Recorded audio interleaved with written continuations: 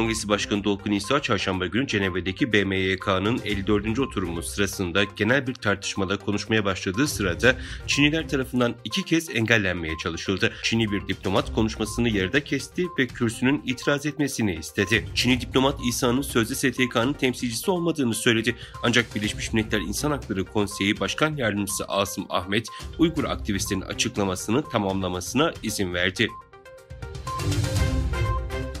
Bu hafta ABD merkezli bir hak grubu 57 yaşındaki Davut'un Aralık 2018'den itibaren devlet güvenliğini tehlikeye atmak suçlamasıyla orijinal mahkumiyetine karşı temyiz başvurusunu kaybettiğini açıkladı. Hak savunucuları Çin'i ABD Dışişleri Bakanlığı da dahil olmak üzere bazı hükümet organları tarafından soykırım olarak adlandırılan zorla kısırlaştırma ve kültürel baskı gibi suistimallerin yanı sıra Uygurları hedef alan kitlesel bir gözaltı kampanyasıyla suçladı.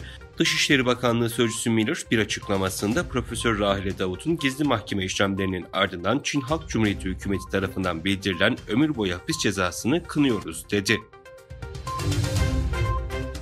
Soykırımcı Çin diktatörü Xi Jinping, Birleşmiş Milletler Eğitim, Bilim ve Kültür Örgütü UNESCO Genel Direktörü Andrei Azoulai'yi Komünist Parti'nin dünyaya olumlu katkılarını ve mirasın korunmasını genişletmeyi tartışmak üzere Perşembe günü Pekin'de ağırladı. Azoulai'nin Xi'ye eğitim, bilim, kültür, iletişim ve bilgi alanlarında uluslararası işbirliğini desteklemeye adanmış olan örgütünün Çin'in UNESCO ile olan ilişkisinden memnun olduğunu ve kültürel mirasın korunması, bilim, kültür ve teknoloji alanlarında Çin'le işbirliği daha da genişletmeye çalıştığını söylediği bildirildi.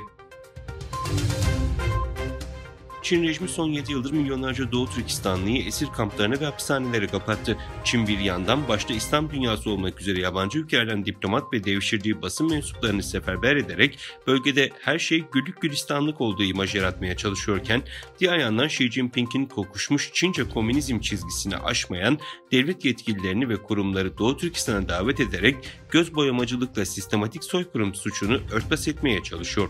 Çin Halk Ağı'na göre Pekin Üniversitesi'nde okuyan yabancı öğrenciler Doğu Bursları Ödülleri adı altında Doğu Türkistan'a geziye gönderiliyor. Pekin'den gelen yabancı uyruklu öğrencileri Çin Komünist Partisi Sözde Xinjiang Parti Komitesi Sekreteri Ma Xingrui, Sözde Xinjiang Uygur Özerk Bölgesi KUKLA Başkanı Erkin Tüniyaz ve beraberindeki heyet 24 Eylül'de Urumçi'de büyük bir karşılama töreni organize ederek karşıladı. Suriye Devlet Başkanı Beşar Esad, mevcut uluslararası ortamda Suriye ve Çin arasında daha yoğun bir diyalog gerçekleştirilmesi gerektiğini belirtti. Esad, Çin medya grubuna verdiği özel röportajda dünyada büyük ülkeler arasındaki Çin'in uluslararası arenada önemli rol oynadığına işaret etti. Çin'in ekonomik sıkıntıları bu sefer Kuşak Yol İnisiyatifi'nin Orta Asya'daki ayağını vurdu. Kırgızistan-Özbekistan-Çin demiryolu inşaatı süresiz olarak ertelendi.